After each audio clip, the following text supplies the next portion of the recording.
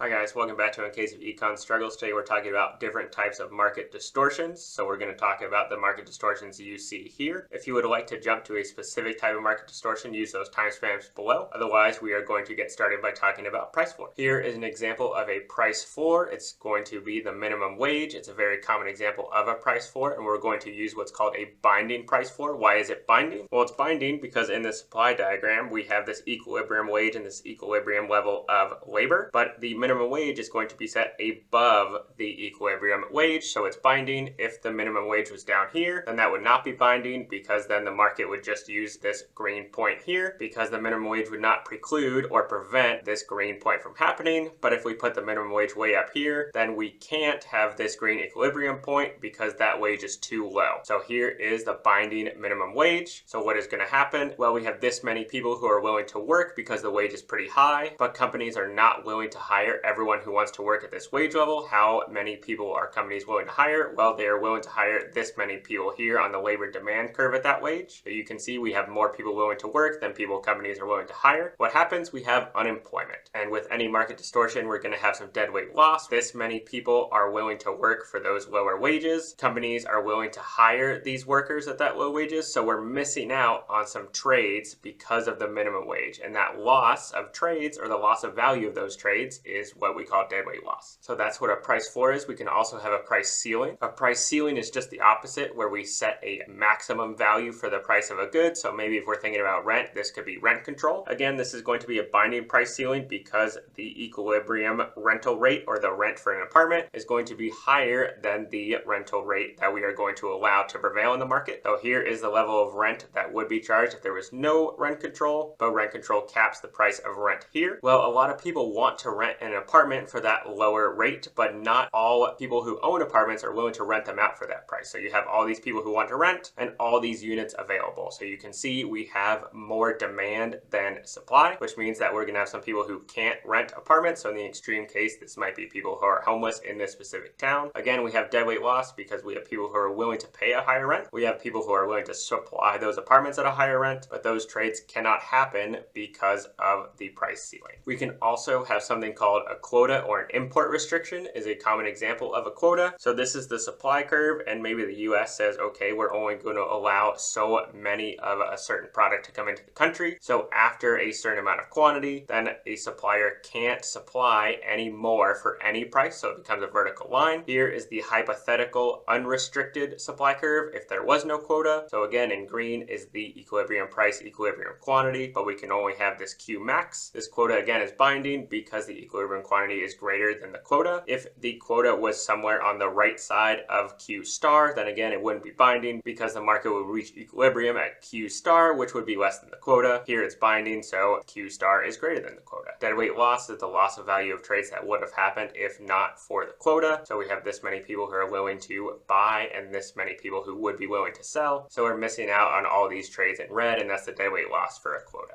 Before we talk about taxes, let's talk about subsidies. A subsidy generally is when we are paying the seller. So if we pay the seller, we're going to make it cheaper for them to produce goods. So we're going to shift the supply curve out from this blue line to this lighter blue line. We're going to have more trades that occur. Now let's go ahead and talk about taxes. I'm going to just very briefly cover taxes. We'll cover tax incidence and tax burden in a separate video, but basically taxes work the opposite way of a subsidy. So if we put taxes on the seller, we're going to shift the supply curve left. If we shift the supply curve to the left, then less quantity is sold in that market. So we're going to go from this nice green equilibrium point to some quantity sub-tax, or QT. And then what's going to happen is the price the buyers pay are going to be higher than what they paid before, and the price the seller receives is going to be less than the price that they received before. Deadweight loss, same thing. These are the value of trades that would have happened if not for the tax. Hopefully this gives you a quick overview of some of the different types of market distortions and how they work graphically.